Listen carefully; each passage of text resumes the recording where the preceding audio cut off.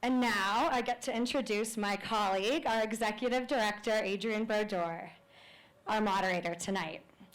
Adrienne is an award-winning editor and author who has served as a judge on the National Book Award, the National Magazine Award, and the New York Public Library's Young Lions Fiction Award. She also founded the literary magazine Zoetrope All Story with Francis Ford Coppola. Her highly anticipated memoir, Wild Game, will be published in October, and we can't wait. So please join me in welcoming Adrienne Brodeur and Aspen Words Literary Prize winner, Tayari Jones.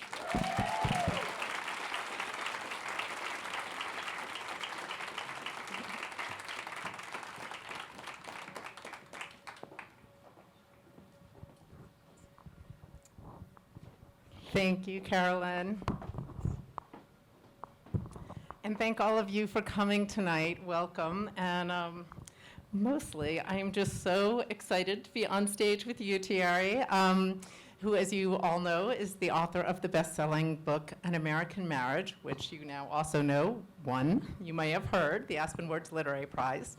But Tayari is also the author of 3 other novels, Silver Sparrow, The Untelling, and Leaving Atlanta.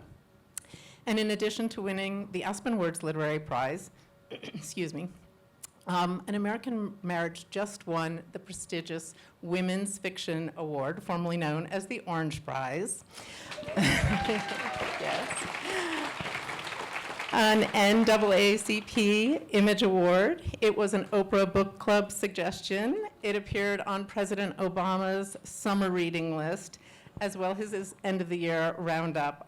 The novel has been published in 15 countries, or is it more already? And when she's not traveling around the world accepting prizes, Tayari is a professor of creative writing at Emory University. So welcome to Aspen. Thank you for having me. So as you might know, we're in the thick of Aspen Summer Words, which is our writing conference. And so although we cannot see the audience, I am imagining that out there are many aspiring writers, and also obviously lots of readers, who might be under the impression, because of all this, that you are just an overnight sensation, when in fact, you've been in this game for a long time. And I was hoping you could tell us a little bit about your history and how you got from A to superstardom. Well, you know, I've been a person I've loved to write all my life. I think a lot of people who are writers started writing as children. And I used to write little books and staple them, and I felt very, very satisfied with them. And my parents, who are here, Mom and Daddy, raise your hands. They're there on the front row. You know, they indulged me in that, so when I was a little girl, I was under the impression that I had, you know, a body of work. But I didn't, I mean, I do see now that very young people are super professionalized now. Like my across the street neighbor, his daughter is 8, and she's in like some kind of writing program, and, you know, she came to my house to do a reading, you know, like this. But I think that for me, I developed as a writer because I had no attention for being a writer. Like when I was a teenager, I enjoyed writing, but no one ever asked me, you know, what are you writing about? What are you thinking about? And I think it's because of a lot of things. I think one, when I was growing up, people just didn't pay attention to kids like that. And I think more importantly also that as a girl, I think as a teenage girl, the question of your life is not what are you thinking. The question that people want to know about you as a teenage girl is what are you doing and what are you not doing. And so the question is, are you nice? Not so much are you a writer, are you an intellectual, it's just are you a nice girl? And if you like to read and write, people think that you are nice because, you know, as I often say, no one, to the best of my knowledge, no one has ever gotten pregnant in the library. I don't know that that's true. I don't know where you live. But, you know, when I got to college, I took writing classes, and I started thinking, oh, maybe I could do this thing as being a writer. I wanted to go to graduate school to study creative writing, but Well, actually, when I finished college, I did not know that there was a such thing as a graduate degree in creative writing. I actually went to the University of Iowa to do something else. I went to the University of Iowa to get a PhD in literature, and there were all these people, and they were like, oh, we're in the workshop, we're writers. And I would say, oh, I write, I'm a writer. They're like, no, you don't understand. We are in the workshop. And I was like, what's the workshop? And that's when I discovered that you could do a degree in creative writing, but I was afraid to do it because I didn't have any models of people living their lives as artists. I was really encouraged to get a PhD.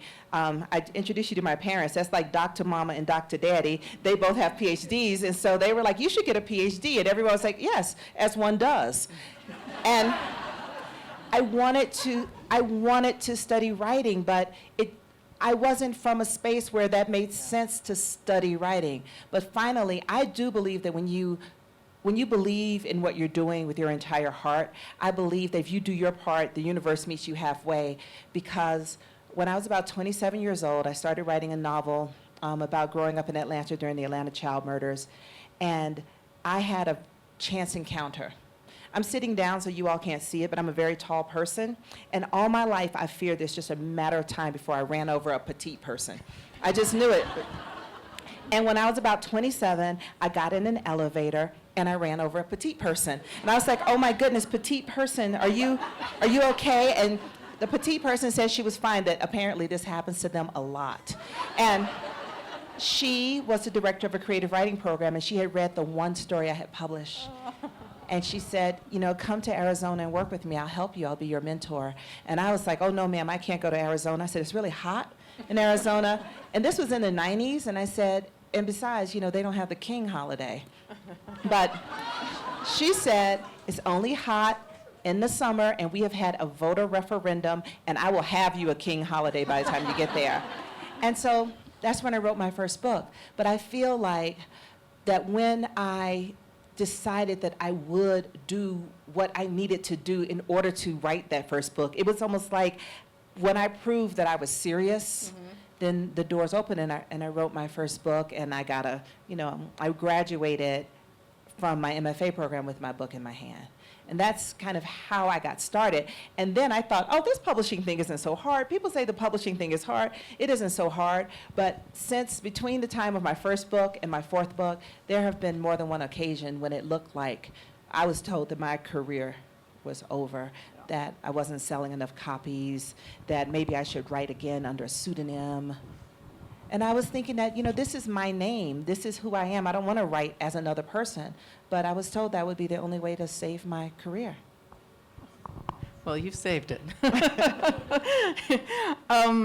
So to get into the specifics of An American Marriage, I understand you were at Harvard with a fellowship, and you were studying wrongful incarceration, and that you sort of understood the territory of the book, but you hadn't yet kind of found the characters to populate it. Is this right? And then you kind of had inspiration in an unusual place, and I was hoping you'd tell us that story.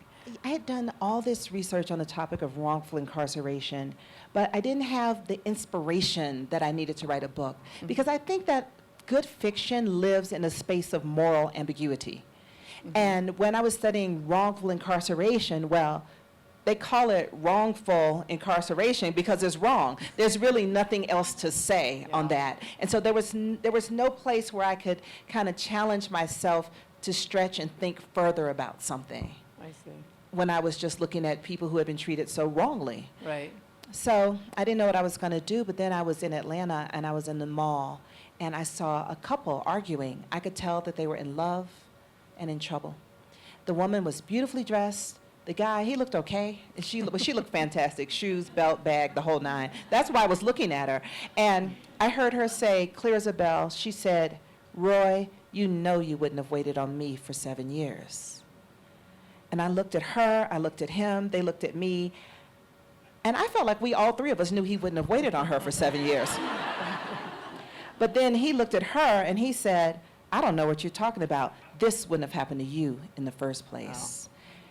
And I felt like he was right too. And when I have a situation where the characters are in conflict, they disagree, but everyone's right and no one's wrong, then I know that that's a story that can support a novel. And that's how I decided to write the novel about a young couple separated by a wrongful conviction. Yeah, wow. Well, we're glad you did. And because of the billing of this particular talk, which included Oprah, could you tell us what it was like to get that call? Well, you know, I think of the many pleasures of being Oprah. I mean, I'm sure there are pleasures of being Oprah that we can't even imagine, but of the many pleasures of being Oprah is changing people's lives, and she likes to make the call herself. So I was driving my car, minding my business, and there was a blocked call. I answer blocked calls because I'm nosy. This might be good advice to all of us. Somebody blocked that call for a reason. It's usually not a good reason, but there's always a reason why someone blocked the call. So I answered, I said, hello, and it came through all the speakers in the car, and she said, hey, this is Oprah. And I said, ma'am? And she said she had read my book and that it wasn't even, I said, it's not even out yet, it's not even, and she said, people give me things. And I said, I guess they do. And she wanted to use the book for the book club because she said that she felt like it was an accessible way to raise these larger issues, and what did I think about that? And I told her I thought that was a great idea. And would you read a few pages from your book so we can all have a taste of it? Okay, this is, whoops, sorry. Am I doing that? Sorry. This is from the point of view of Celestial on the day that her husband is arrested for a crime he didn't commit. I have to put on my glasses. Lately, I feel like the writing in books has been getting so much smaller. What I know is this. They didn't believe me. 12 people and not one of them took me at my word. There in the front of the room, I explained that Roy couldn't have raped the woman in room 206 because we had been together. I told them about the magic fingers that wouldn't work, about the movie that played on the snowy television. The prosecutor asked me what we had been fighting about. Rattled, I looked to Roy and to both our mothers. Banks objected, so I didn't have to answer, but the pause made it appear that I was concealing something rotten at the pit of our very young marriage. Even before I stepped down from the witness stand, I knew that I had failed him. Maybe I wasn't appealing enough, not dramatic enough, not from around here. Who knows? Uncle Banks, coaching me, had said, now is not the time to be articulate. Now is the time to give it up. No filter, all heart. No matter what you're asked, what you want the jury to see is why you married him. I tried, but I didn't know how to be anything other than well-spoken in front of strangers. I wish I could have brought a selection of my art, the Man Moving series, all images of Roy. I would say, this is who he is to me. Isn't he beautiful? Isn't he gentle? But all I had were words, which are light and flimsy as air. As I took my seat, not even the black lady juror would look at me. It turns out that I watched too much television. I was expecting a scientist to come and testify about DNA. I was waiting for a pair of handsome detectives to burst into the courtroom at the last minute, whispering something urgent. Everyone would see that this was a big mistake, a major misunderstanding. We would all be shaken but appeased. I fully believed that I would leave the courtroom with my husband beside me. Secure in our home, we would tell people how no black man is really safe in America. But 12 years is what they gave him. We would be 43 when he was released. Roy understood that 12 years was an eternity because he sobbed right there at the defendant's table. His knees gave way and he fell into his chair. The judge paused and demanded that Roy bear this news on his feet. He stood again and cried, not like a baby, but in a way that only a grown man can cry, from the bottom of his feet, up through his torso, and finally through his lips. As Roy howled, my fingers kept worrying a rough patch of skin beneath my chin, a souvenir of scar tissue. When they did what I remember as kicking in the door, what everyone else remembers as opening it with the key, after that door was open, however it was open, we were both pulled from the bed. They dragged Roy into the parking lot, and I followed, lunging for him, wearing nothing but a white slip. Someone pushed me to the ground, and my chin hit the pavement. Roy was on the asphalt beside me, barely beyond my grasp, speaking words that didn't reach my ears. I don't know how long we lay there, parallel like burial plots. Husband, wife, what God has brought together, let no man tear asunder. Thank you.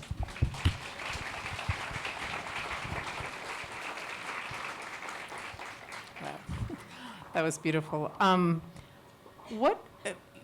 During your research on wrongful incarceration, what parts of that entered the book? I mean, were there very specific areas that were helpful in that research?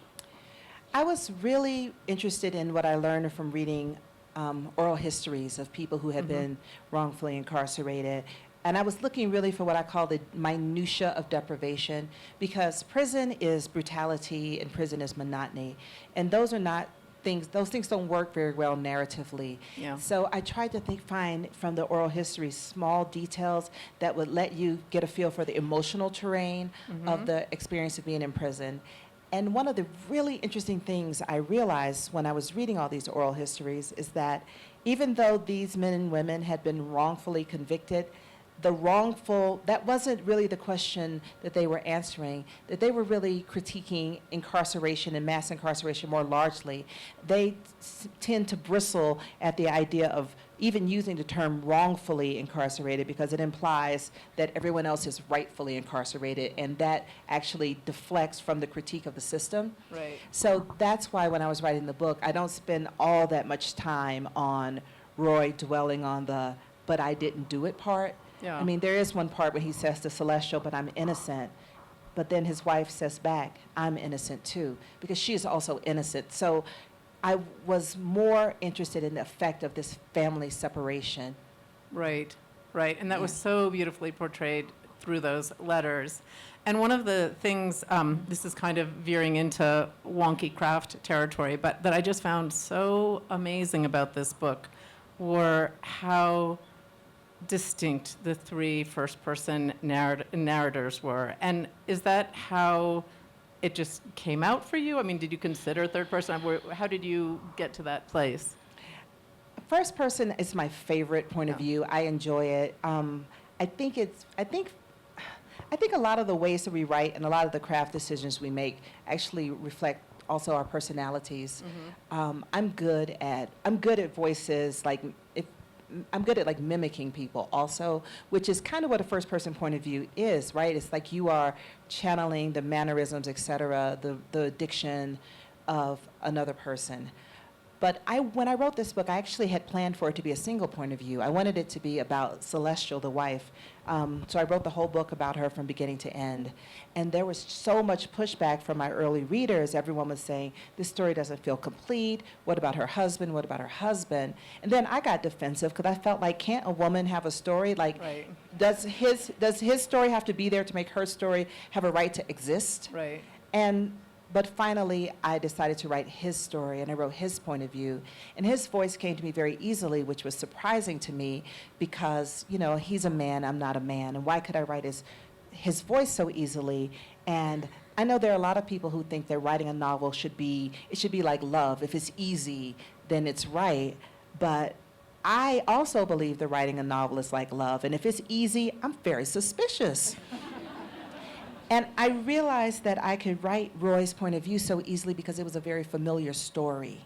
One man against the system, and he's just fighting to get home. He wants to find his wife. He wants to find a faithful woman and like a clean house. And it was so familiar.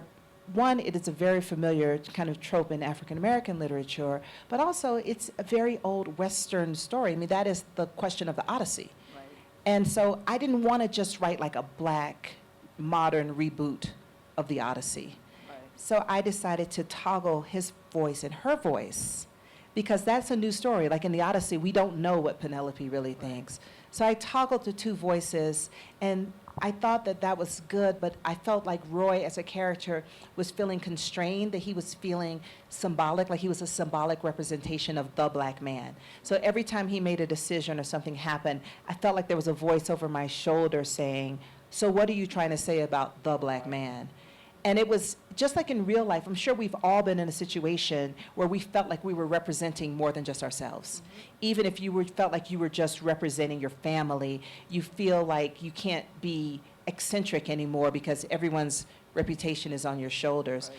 And so that's why I decided to add a third male voice, just to give Roy some room. Right. And with the two of them in the story, they could each be themselves because they were no longer symbolic. They became individuals again with their own quirky opinions and mannerisms and worldviews. Right. And one of my favorite parts of the book, and I know there's so many reasons that it won this prize, and obviously it's wrongful incarceration, and it's race, and it's so many things, but it's also gender, and there was an expected role for Celestial to play, which she did not follow that narrative stand by your man role, and I'm really curious what the reaction overall has been to that, because I can picture a few people not sort of hoping for the other outcome. Well, the biggest challenge I think in writing a story is what I call is pushing back against what I call the tyranny of genre expectation. Mm-hmm.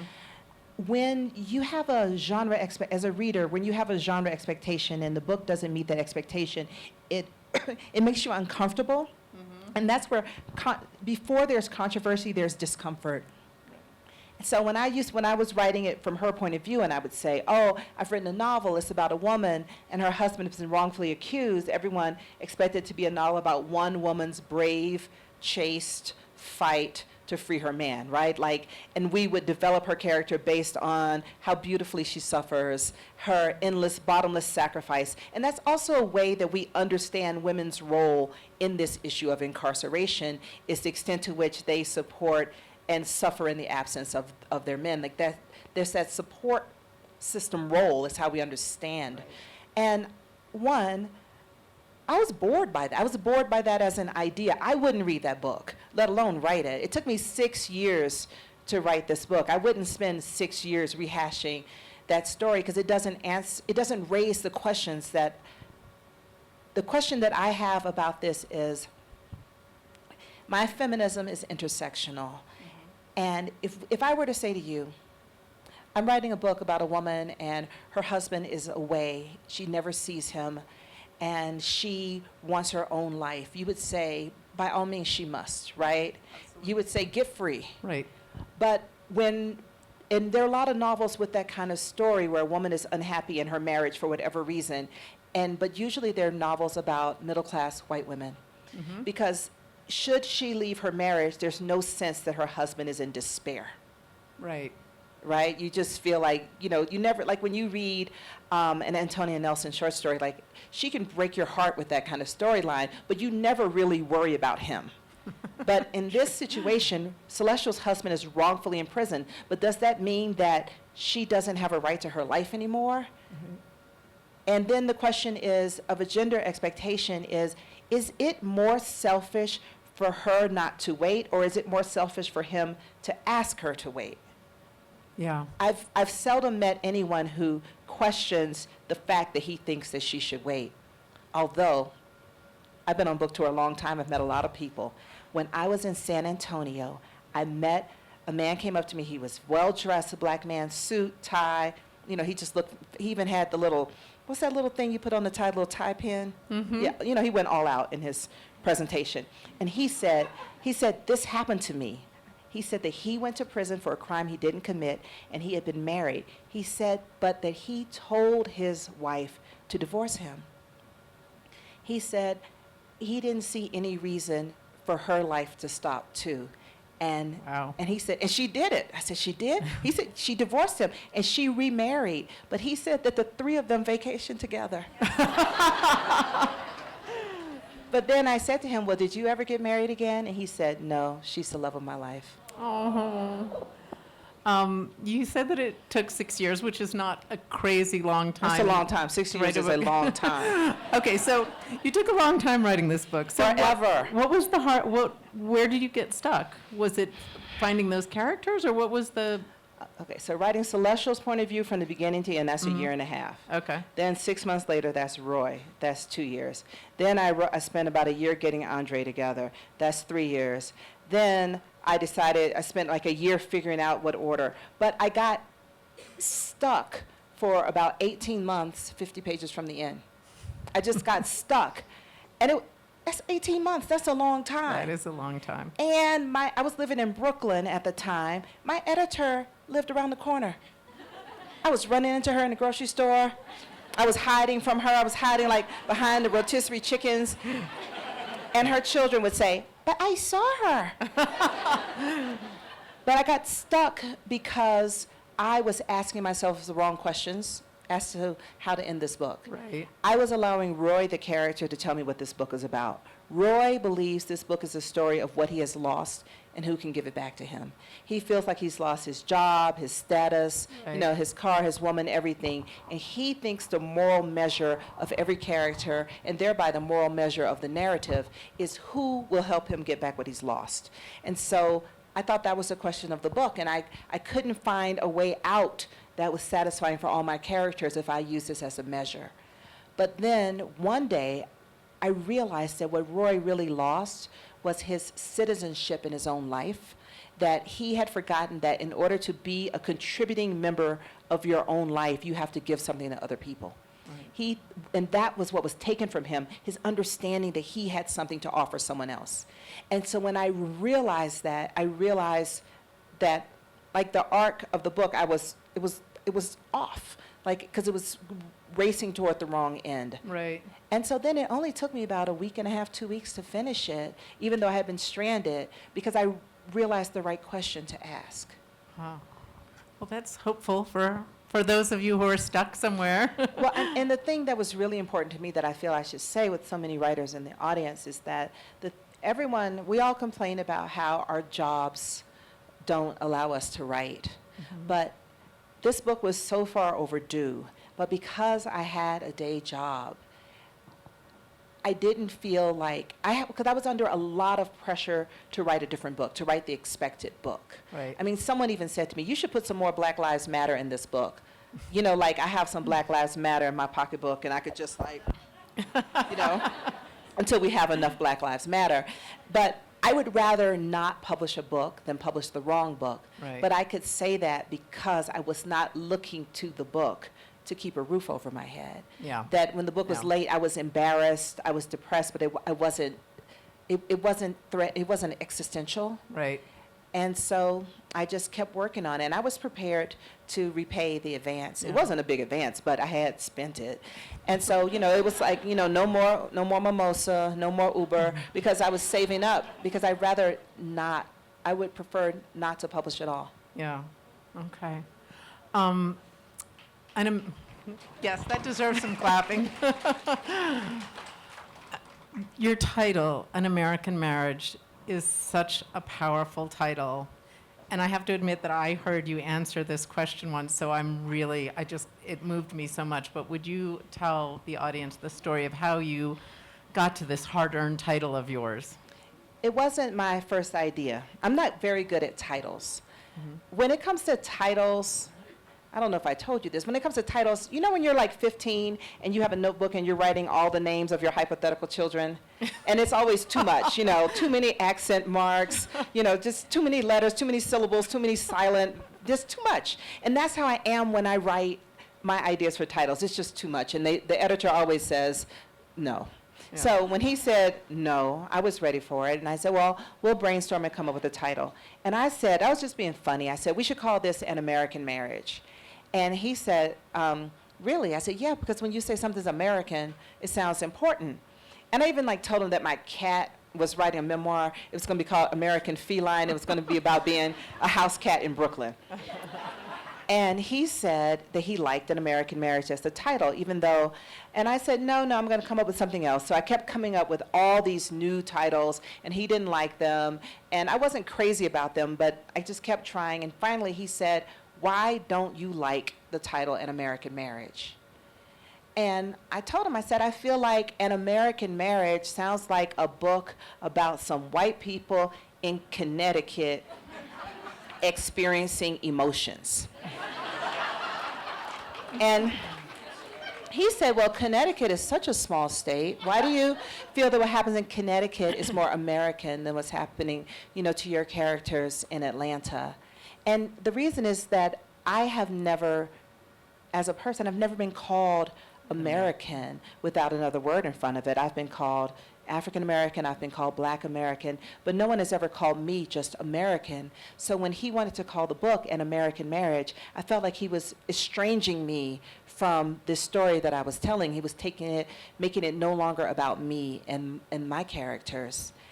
But he asked me to think about it, and I went and I talked to my mentor, playwright Pearl Clegg, and I said, Pearl, they want to call it An American Marriage. I said, do you think they're trying to disguise it where you wouldn't, know who had written it? And she said, first off, it's a great title, and she said that it reflects the book because the incarceration in this country is like no other. And so this story is an American story. But she said, but it's more importantly, it's an American story because you are an American writer. She said a lot of people made a lot of sacrifices so that you can claim your citizenship. She said, if you don't like it because you just don't like it, you don't have to take this as your title. She said, but don't reject this title because you don't feel that you have a right to it. Yeah, that's great. So, yeah, that deserves applause too. well, I told my editor, I said, okay, let's call it An American Marriage. And he said, oh, thank goodness, because we already made the cover. Such a good one. So at the risk of being slightly self-serving, I would be interested to know what winning a prize like the Aspen Words Literary Prize means to you, or actually winning any of your prizes. Like what does that mean to an author? Well, different prizes mean different things because different prizes have different goals. Right. The Aspen Words Prize, I think it's such an important prize because writers are, particularly those of us who've come up, through the MFA, you're really encouraged not to write about issues. There's a sense that your art is undermined by engaging with the issues of the day. And a prize like the Aspen Word Prize that celebrates this very thing, it's very encouraging, I think, to writers. And I think it also, you feel like someone saw what it was that you were trying to do. Yeah. And all of us have something that we can contribute to the issues that we care about. Each one of us, some of us are writers, people do different things. Like no matter what you do, what your life's work is, can be used in the service of justice. And I think this award in particular, emphasizes that. Awards are tricky. I mean, because if you don't win an award, the first thing the people who love you tell you is that does not matter. Like if you don't win, when you don't win and you're sitting there, you're embarrassed. They said, and the winner is, and it was some other person. Your friends, they take you out for drinks and they say, oh, awards are stupid. Don't worry about awards. They're all rigged. It doesn't matter. But it is wonderful to be seen. When you write a novel, like I felt like I spent 6 years laboring privately, without a like, a fave, or anything like that. You're just doing it on your own, and to be seen and recognized, it feels good. Oh, good. It's certainly nice to give them. And was there anything in the writing or in the reception of the book even, what were the things that were surprising to you, the utterly unexpected moments along the way, either in the writing or just in how this book was received? Because I've actually read your other books. They're beautiful. I mean, they're all as good as this. And but this struck in some ways. And sort of what? I don't know why this book, took off in a way that the others. I think part of it is that the political climate we're in. Yeah. I think that when in the good times, readers don't have as much appetite for work that's critical of society. Yeah. But in dark political times, I think people are looking to our artists saying, what is the way forward? So I think that timing is part of it. The book surprises me all through it. I don't know the plot of the book when I'm writing it. So when surprising plot twists happen, I'm as shocked as anybody. Like I'm not going to give a spoiler, but Like, but when a certain character revealed his true identity, Yeah. I was like, get out, what?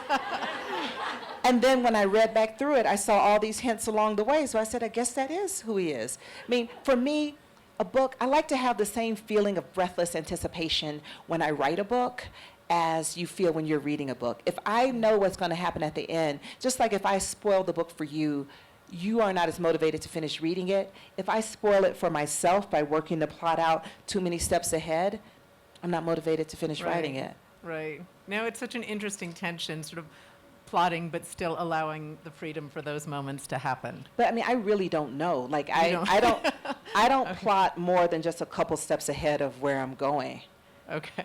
Which is also, I think, why it takes me so long. Yeah. Because when I go down a bad plot place and it doesn't end up anywhere fruitful, I have to go back to the last place that I was confident and then start again going this direction. Yeah. So it takes me a long time.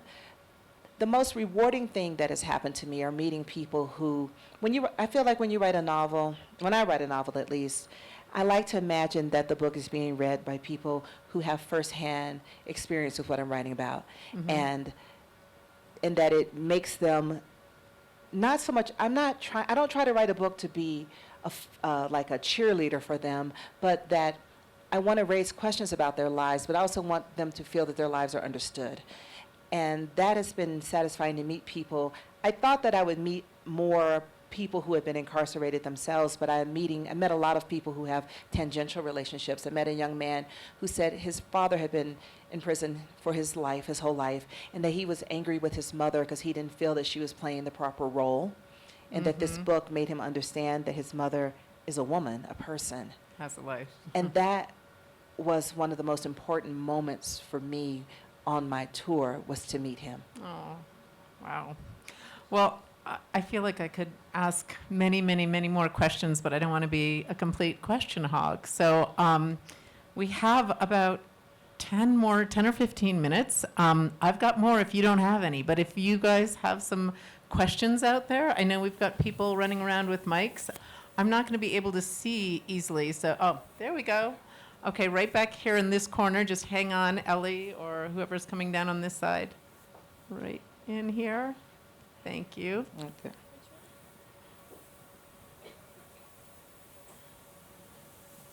Hi, I'm wondering if you have considered working with communities of incarcerated or families of incarcerated with your very socially engaged work. Well, I have done a number of like book clubs in prisons with this book. And I've done some work with the Marshall Project in looking at policy. It's so interesting being a novelist. I sometimes feel a little out of my element when I'm with people who do a lot of policy work, because they know all these different bills and referendums, so many acronyms, and I feel like I'm the one without the acronyms. I wonder if as a novelist, maybe my work is better accomplished in bringing the books, because of mass incarceration, there's so many people tangentially touched by incarceration who are not in any organization. And I think that this book has really helped in getting people out of that shame. There's so many people that I know that have incarcerated family members, and I didn't even know this about them, and I've been knowing them forever until we read the book. So I wonder if that might be more where my work works best. That's interesting. Any other questions? Oops, there's one right down here.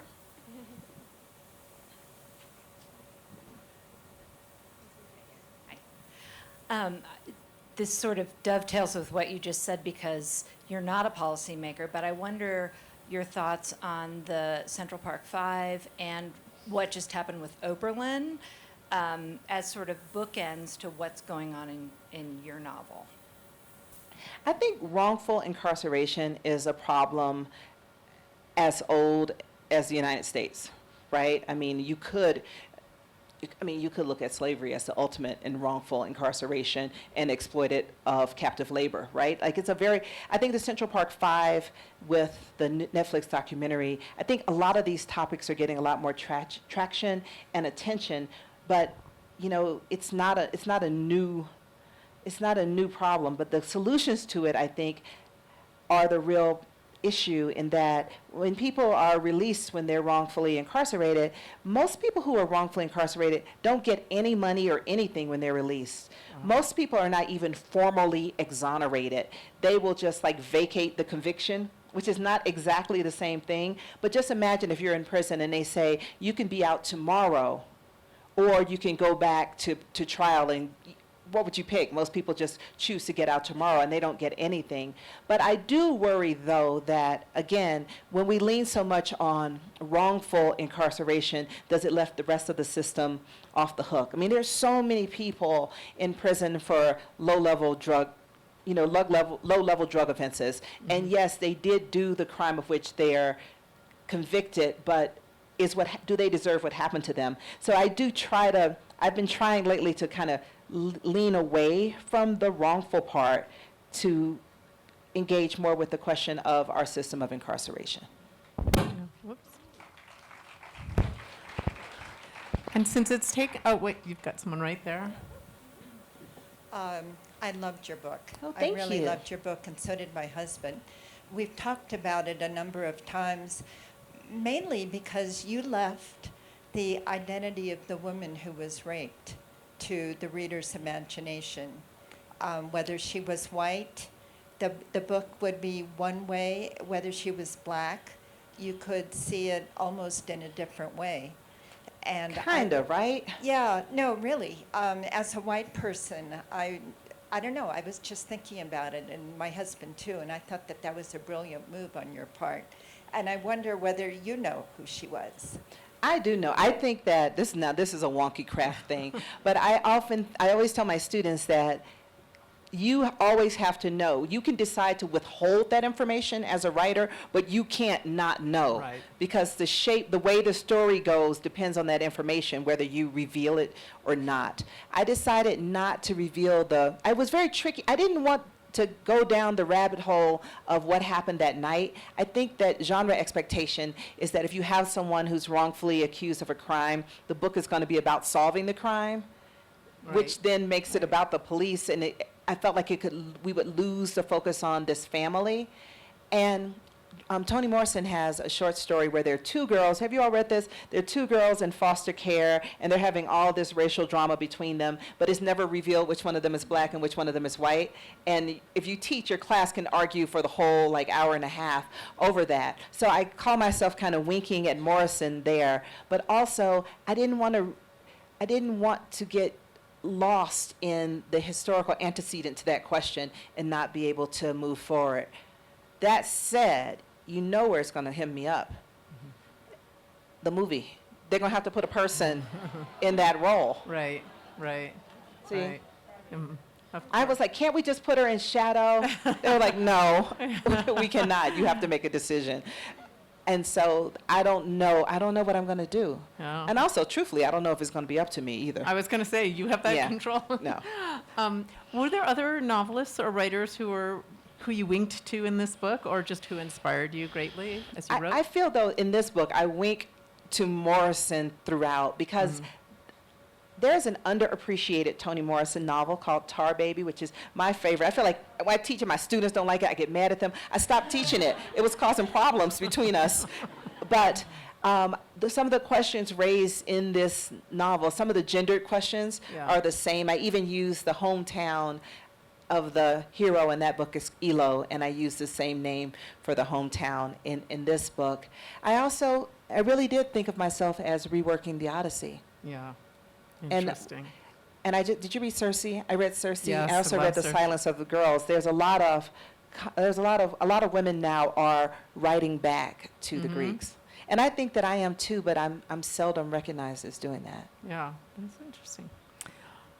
Yes, right in front in the blue jacket. Don't you think that all the questions are coming from up here? I know, and I those think it's people me because I can't think see those anyone people up in the there. back are not getting the love they deserve. Okay, I see She's had her someone hand way up in the back. forever. Okay. I'm so bossy. I'm going to let Tayari pick the people from now. No, but these people, they've been having their hands up. Okay. I believe in justice. That's why I'm here. All right, Adrienne, it's Issa. Hi, Asa. But I am curious now that you bring up Circe and weaving, and this is a crafty question, how you got to Celestial's art and what the inspiration was, because The dolls. the dolls. Well, I wanted to write about a woman that is an artist that I knew I was just interested, since it's such a part of my life. And there's so much conversation in this book about babies and who has babies, who doesn't have babies. So these dolls as kind of surrogates were interesting to me. But I was also interested in what I call the ethics of portraiture, which I struggle with as a writer. I sometimes am inspired for details of characters from people I know in real life. Sometimes they like it, sometimes they don't. And like I have a friend, he says, you keep stealing my best stories. And I tell him I haven't stolen anything. First off, you still tell that story. So obviously I haven't stolen it from you, but I don't use his stories anymore because it bothers him in some way. And with Celestial, when she and Roy are first married and her dolls look like Roy, he loves it. And then when he is in prison, he's angry because he feels like she's stealing his story. So that's one of the questions. And also, I felt like doll making, I have a friend who is a doll maker, and I'm impressed by how many hours and how like she's ruined her eyesight, wearing magnifying glasses to do the bead work and all the details. But when she's finished, she could spend years on a doll, yet it's still consumed like, oh, a doll is a toy for girls. And I feel that's a struggle that all women artists have. Like, I know me, I've written a novel, I'll be on the plane, I'll sit next to a man, and he'll say, so what do you do? And I'll say, oh, I'm a writer. He says, oh, did you write a romance novel? And I'll say, no, I've written a novel about the collateral effects of wrongful incarceration. And he'll say, oh, that sounds interesting, I'll buy it for my wife. Because he can't understand that I've written something that could be of value to him. Because that's the way women's art is so often consumed. But at the same time, I'm delighted for his wife to read my book. Who would you like to? No. Back to Evan. Is that cool? I just wanted to know if you could expand upon, just for a moment, about the idea of how you sit down to write and not have your story plotted out. What is that experience of you're just sitting down and seeing It's where... fun. It's really, really fun. For me, when I came to writing as a little girl, I came to writing because it was a pleasure for me. And as I got more professionalized, it became more like work and more deadlines. It took me away from the joy I had that made me want to be a writer. But when I don't know what I'm doing, I don't know how long the book will take, I don't know anything, and it takes the pressure off. Even though you would think it would put pressure on to not know, it reminds me that this is out of my hands. And so what I do is I try to set how much time I spend writing. I can't control how many pages I write in a day. I can't control how many words will come to me. I can only control how much time I spend trying. And so I have like a egg timer, the ones you wind up, and I have to sit there for 2 egg timers worth. And whatever I've written by then, it's a good writing day because I tried for 2 hours.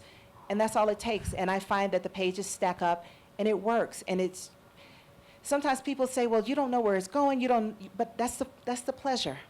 The pleasure is in that ride. My egg timer only goes 4 minutes. Really? I'll send you one. That would be a short day. Okay, I see a hand right here. Could you tell us about the movie and where it might be going? I don't really know that much about the movie. They don't really like to have the author that much in the mix. I thought that maybe I could try my hand at writing a screenplay, but I've never written one before. But I went to meet with the woman who was writing the screenplay, and she said something that made me very clear that I needed to, kind of stay in my own lane. And what she said was, we were talking about the end of the book, and she said, this book ends with an epiphany, a change of mind, a change of heart. And I was like, yeah, I know. And she said, that is not interesting for a movie because an epiphany is not interesting to watch. She said, an epiphany looks like this.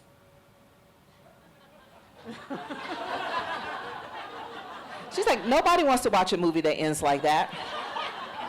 And that is when I realized that it's a whole different creature. So I just decided to get out of her way but I'm very excited about the idea of it, even though I have to say this, I am not a person, I don't believe that books grow up, graduate, and become movies.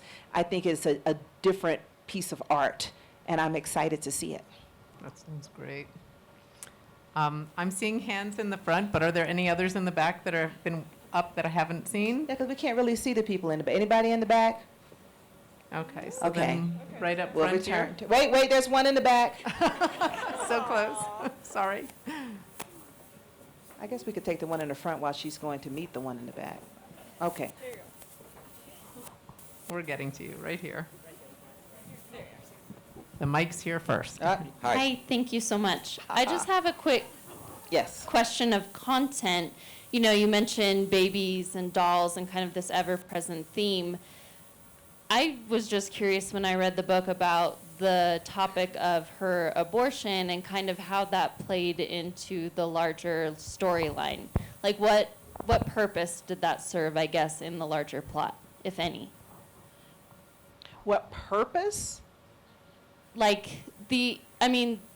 their relationship would have been scattered and shattered perhaps as it was, but you made the choice to add this pregnancy and this termination into it. What, did that act as a wedge towards the end of their relationship, or? Well, I would say, like, when I'm composing a novel, I don't think about the things in that way, but I was interested in, again, genre expectation. Usually, if you have an abortion in a story, the story becomes about the abortion, right? It becomes the center of it. It usually is some spiraling of a great tragedy, or it haunts her for the rest of her life, all these kinds of things. But if you look statistically at the percentage of American women who've had abortions, it's not the central plot point of their life.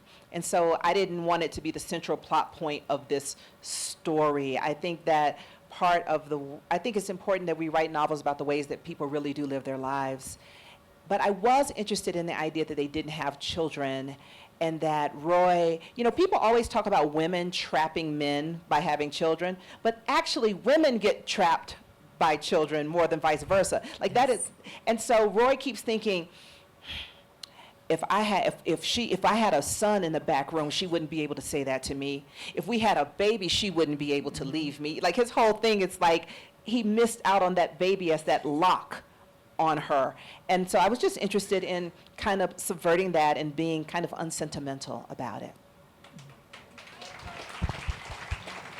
Yes. Last Hi. question. So I'm a white guy from Connecticut Are you experiencing emotions? who is not particularly in touch with his emotions.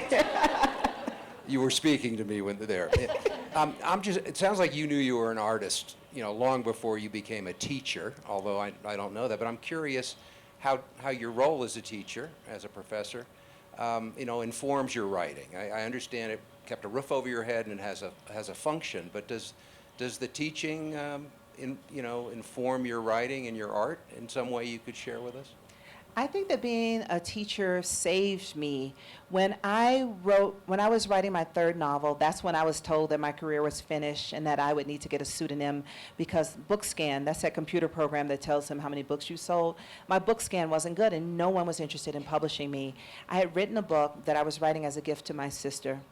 I was about halfway through it when I was told that I was done. And I teach, and I tell my students that you write the story that your heart tells you must be written. You don't write for a market, an agent. I don't even like to talk business with my students. I tell them, when your book is finished, we can talk business, because no one has ever been half finished with a book and the business helped them finish. So how could I face those kids every day if I were to abandon my own book because of the fact that I couldn't find a publisher? How could I face them? So they kept me honest in that way, and they kept me moving forward on my book. And I thank them in the acknowledgments of that book, because if it wasn't for them, I would have given up. Thank you. I think that is all the time we have. Thank you, Thank Tayari, you. for coming. Wait, something's Wait. happening. I think the question is, do you trust the screenplay writer with, with your book? You know, I feel like the movie is another work of art that someone else is doing, and just like also even with the book itself, one thing I've learned in writing is that all I can control is what's on the pages. You know, like I had to trust my team with the cover. I probably wouldn't have made this cover, but this cover, you know, really worked out. There's so much involved in going from the words I've written on the page to having the book in the world, and the same as in the movie, that you just have to trust the other creatives around you. And every time you put yourself out there, be it in book form, in movie form, whatever, you just have to trust that something is bigger than you and is guiding it, and that the story will somehow reach the people who need it most. And I would, whoops, sorry about that. I would just like to say that cover does work, and that little aspen leaf that's been affixed looks especially fetching. And there will be books for sale after this, after our conversation, which is going to end now. Thank you so much.